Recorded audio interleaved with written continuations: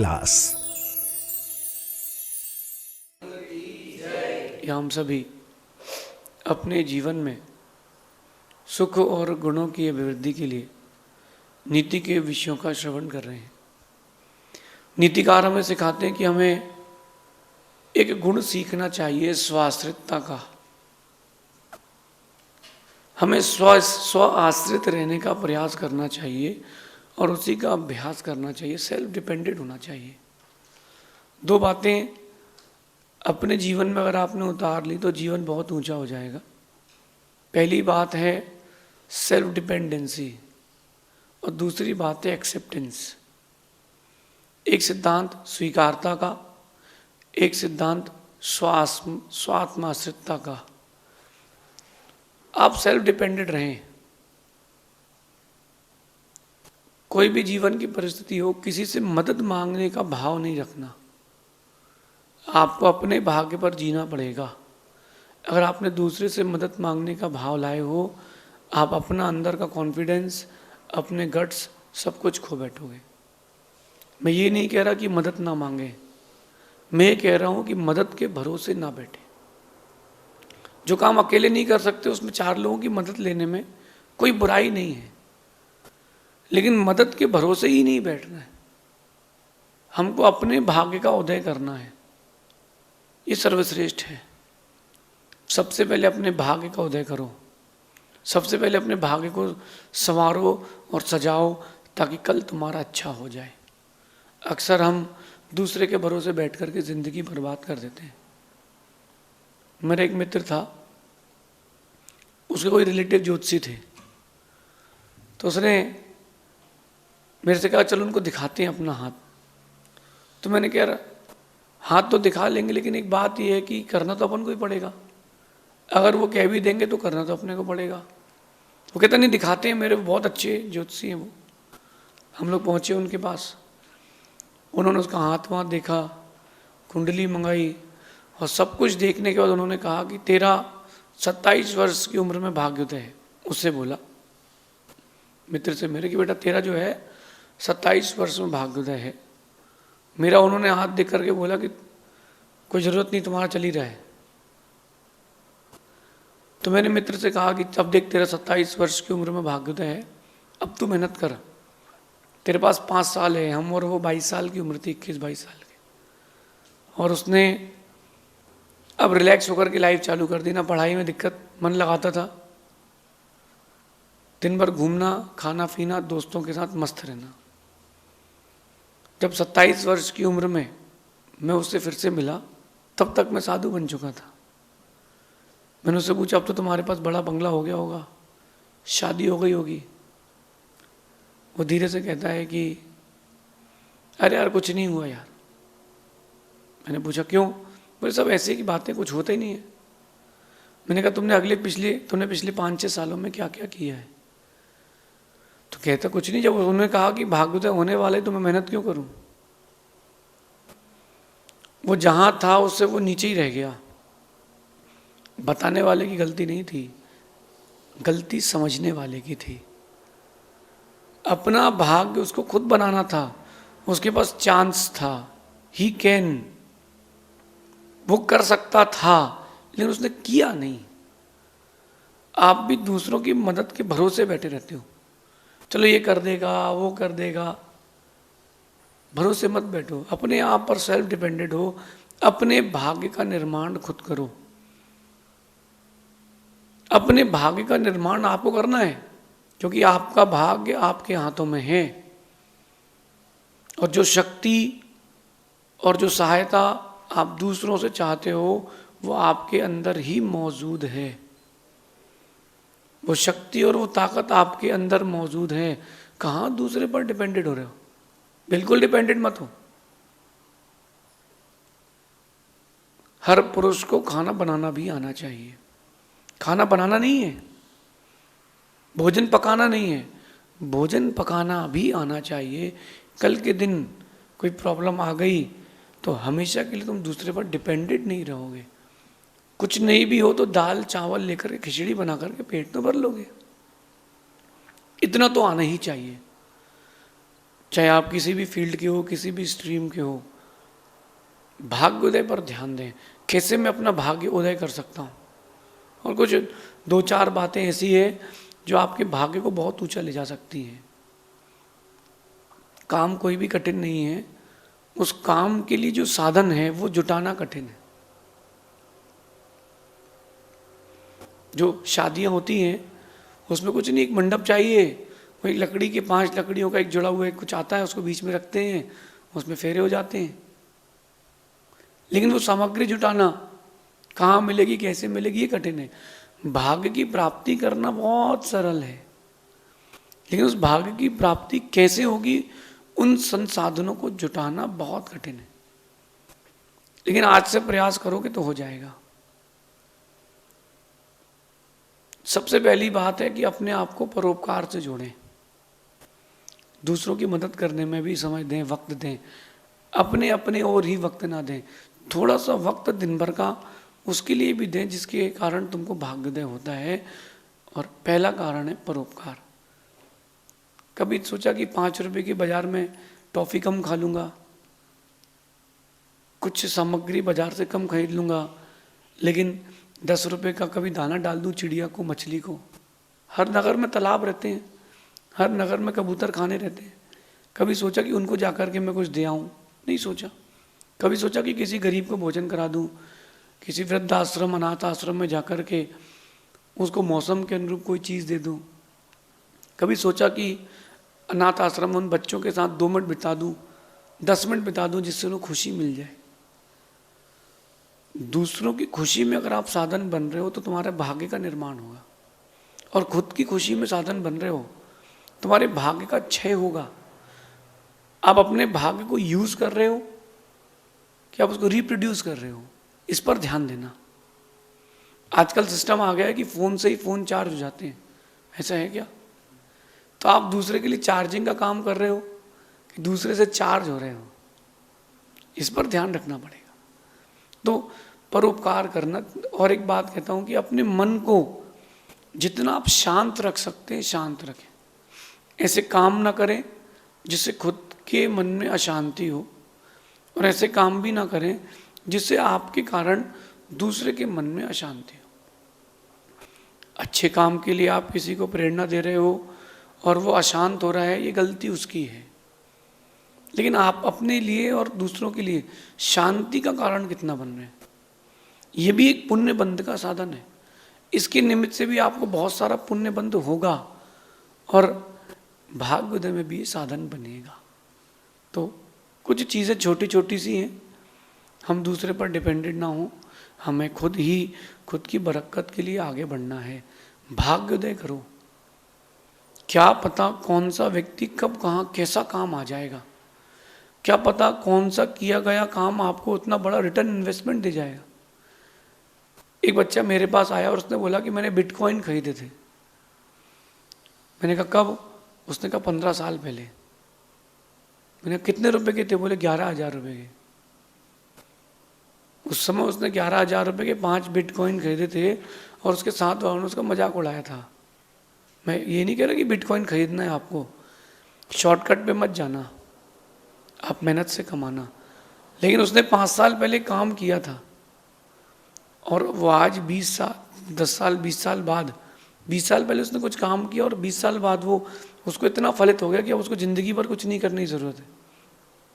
चाहे तो ज़िंदगी भर बैठ के वो खा सकता है, एक सिक्का बेच के घर बना सकता है, एक सिक्का बेच करके शादी कर सकता है, 3 सिक्के में ज़िंदगी निकाल सकता है, चाहे तो। मेरा ये दृष्टांत देने का मतलब ये था कि उसने पहले मेहनत कर ली थी। आपने पहले कितनी मेहनत की? कोई बात नहीं, ये भी ना सोचे कि मैं लेट हो गया हूँ, कोई लेट नहीं हुए। जब जागो तब सवेरा। अपने भाग्योदय के लिए पूरी मेहनत करें, क्योंकि अपन जो दूसरों से सहायता और शक्ति मांगने का प्रयास करते हैं, सहयोग मांगने का भावना रखते हैं, वो अपने अंदर है, वो अपने अंदर है। ये ना सोचे कि वो दूसरे के अंदर है, वो अपने अंदर भी है। आप चाहें तो उसको जागृत कर सकते हैं। एक हिंदू कथा पढ़ी थी हमने कि हनुमान जी उड़ना भूल चुके थे। तो उनको जाकर के जाम्बुनंद ने और 2-3 लोगों ने प्रेरणा दी कि आप उड़ सकते हो। बोले मैं तो उड़ ही नहीं पाता हूँ। बोले तो आप उड़ सकते हो, आपके अंदर वो चीज़ है। तो जब उनको प्रेरणा दी तो उड़ के गए, लंका में आग लगा दी। फिर उड़ के गए, संजीवनी बूटी का पहाड़ ला दिया। फिर उड़ के गए तो सीता को संदेश दे आए। हनुमान की तरह आपके अंदर भी ऊंची उड़ान भरने की ताकत है। बस आपको जहां दूसरे पर डिपेंडेंसी मिलती है वहां आप रिलैक्स हो जाते हो। आपके माइंड को जहां आपने ऑप्शंस दिए, ना का ऑप्शन दिया, माइंड रिलैक्स हो जाता है। मैं जो भी काम करता हूं तो मैं 2 ऑप्शन लेके चलता हूं, हाँ अथवा हाँ। मैं कर पाऊंगा कि नहीं, नहीं नहीं, मैं कर पाऊंगा, मैं ही कर पाऊंगा, हाँ और हाँ। समय कितना भी हो उसको यूटिलाइज करेंगे, चीज़ें कितनी भी हो उनको यूटिलाइज करेंगे। मैंने एक बच्चे को देखा, 12 साल का बच्चा होगा, राखी का व्यापार करता था। उसके पास 300 रुपये थे। 300 रुपये थे तो 300 रुपये में उसने 100 राखियाँ खरीदी। रक्षाबंधन की समय की बात है। और चौराहे में एक ठेला ले लिया किराए पर। 10 रुपये में ठेला किराए पे मिलता था उस समय। 300 रुपये की राखी उसने ली और 300 रुपये की राखी बेची, 300 के 600 किए, फिर आके 600 रुपये की ली। फिर जाके बैठा, 600 के 1000 किए, फिर आके एक दिन में 4 बार। मैंने उससे कहा बेटा एक बार में ले जाया कर। तो वो क्या कहता है, भैया इतने ही पैसे जितने का आ रहे हैं पूरा लगा रहा हूँ। 300 के उसने रात भर में 2000 कर लिए। 3 दिन में उसने 300 के 6000 रुपये कर लिए। ये नहीं बोल सकते कि अब रक्षाबंधन का सीजन है, आप ये नहीं बोल सकते। आप ये देखें कि अभी किसका सीजन है। उसने कितनी मेहनत करी, पूरा माल बेचा, फिर दौड़ करके आया। वो अकेला था, ऐसा नहीं कि साथ में कोई और भी हो हेल्पिंग के लिए। वो अकेला मेहनत करता रहा। उसने 3 दिन में 300 के 6000 कर लिए। 300 अपने पिता को वापस कर दिए, व्यापार चालू कर दिया। मेहनत की कि नहीं, उसने दिमाग भी लगाया, उसने मेहनत भी की। आपको दिमाग भी लगाना है, मेहनत भी करना है। किसी की मदद लेना पड़े तो मदद भी लेना है, लेकिन मदद के भरोसे नहीं बैठना है।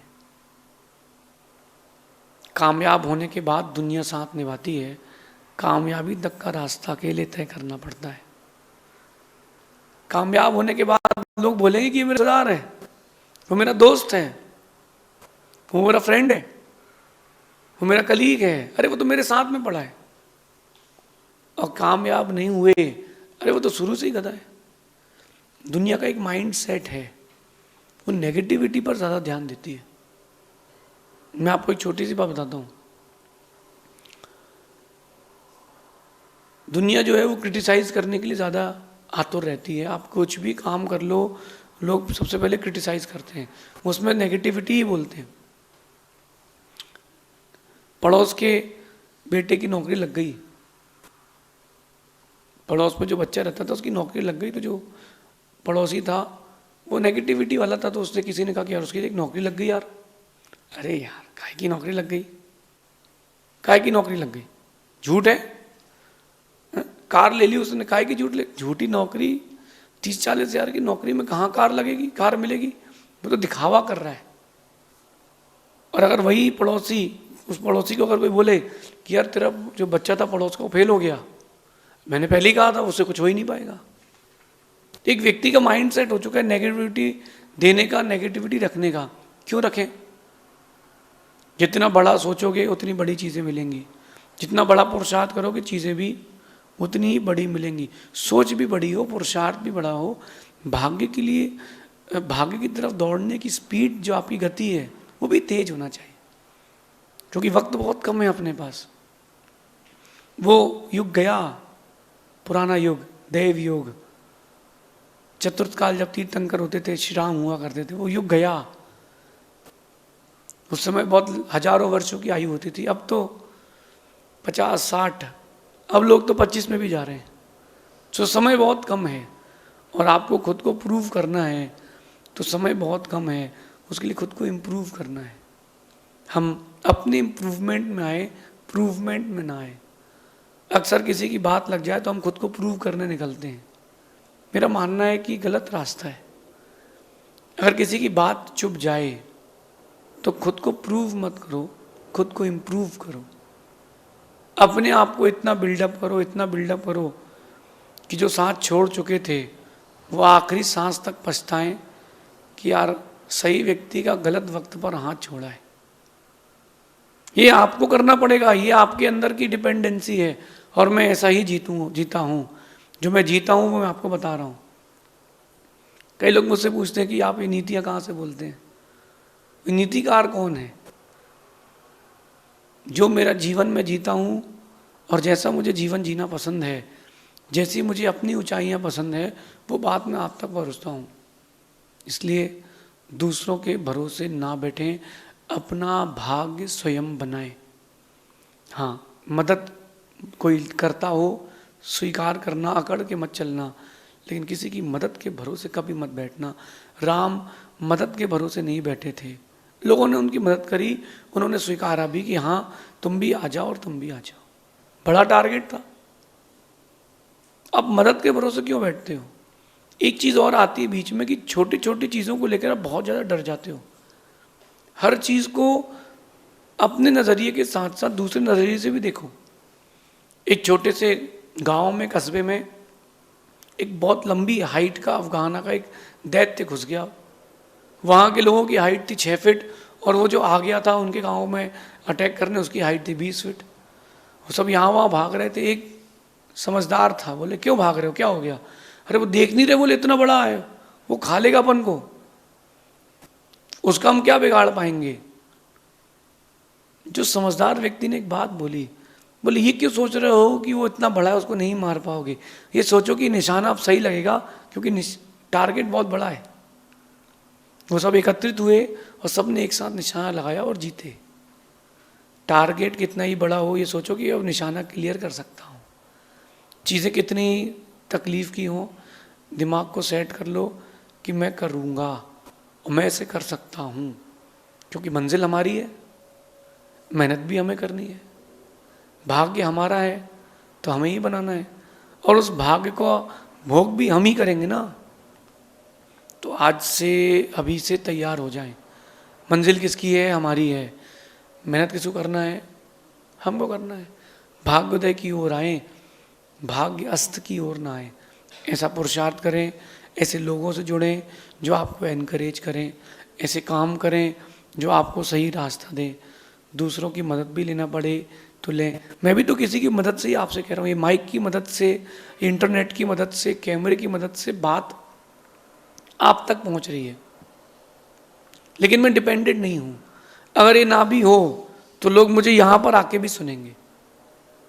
तो अपन डिपेंडेंट ना रहें, ये मेरा कहना है। हाँ, सेल्फ डिपेंडेंट रहना सबसे अच्छी बात है। जो सेल्फ डिपेंडेंट हो गया, एक दिन वो टॉप पर जरूर जाता है। शेष आगे देखेंगे। भगवान महावीर स्वामी की नीति क्लास। राष्ट्रीय